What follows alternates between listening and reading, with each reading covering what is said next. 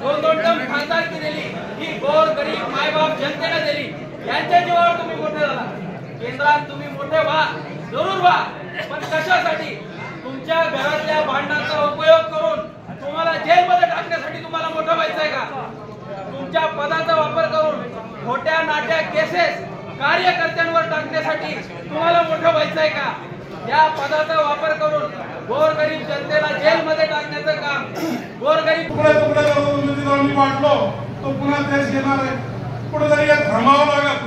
8 ते 10 आमदार जे आपल्या तालुक्यात आमदार म्हणून फिरतात, आमदार म्हणून प्रचार करतात, आमदार म्हणून समोर येतात, या सगळ्याला माझी विनंती आहे, समोरचा जो इतका तुम्ही त्याला कमजोर समजू नका।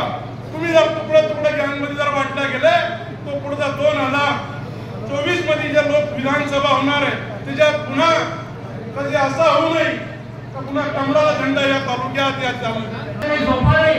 या 5 वर्षामध्ये आपल्याला काहीतरी नवीन दिशा देण्याचे काम करायचे म्हणून ग्रामीण भागातल्या कार्यकर्त्यांना माझी विनंती आहे की आपण प्रत्येक गावचं रोल मॉडेल तयार करा आणि आपली विकासाची दिशा ठरवून या आम जनतेला न्याय देण्याचं काम करावा अशी मी आपल्याला विनंती करतो।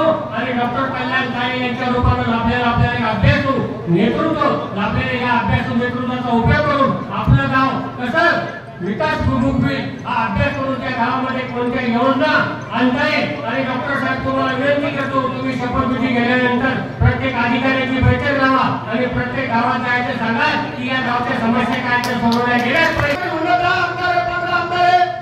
नका, तुमच्या पाया पडतो। अजून तुम्ही समोरला टेंडर आपला ध्यान ठेवून आपल्याला 10-15-20 आमदार घेऊ नका, एकच आमदार होणार आपला एकच महाविकास।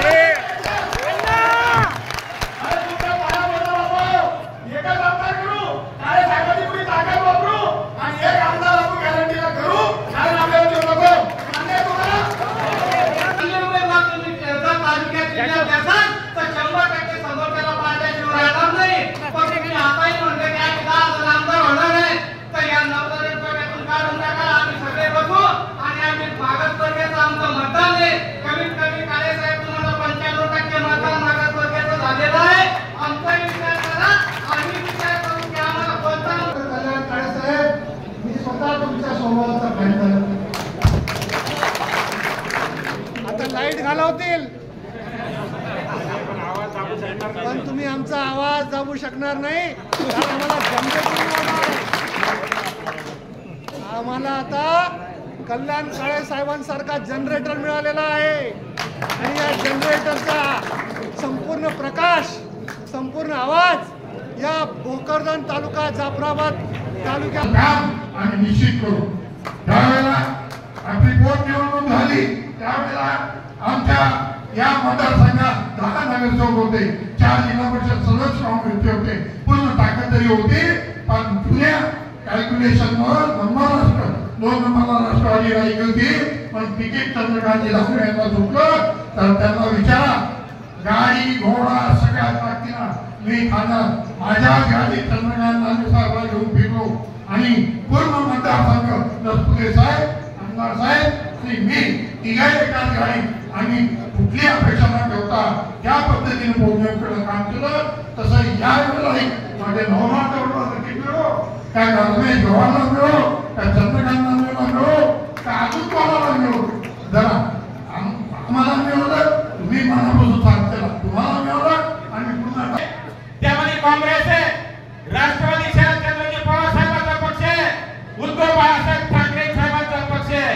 काँग्रेस आणि त्यानंतर आपल्याला साथ देणारे मग आप असेल, इतर कुठलेही पक्ष असतील, हे सर्वजण दिल्ली, मुंबईला आणि दिल्लीला बसतील, त्याची काळजी तुम्ही आम्ही करायची काही गरज नाहीये।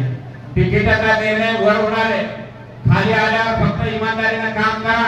अरे 50% लढाई आपण जिंकली आहे, 50% आपल्याला लढायची आहे। आज जर पत्त्याच्या पानातला बादशाह कोणी असेल तर ते माननीय कल्याणराव काळे साहेब आहे। रमेश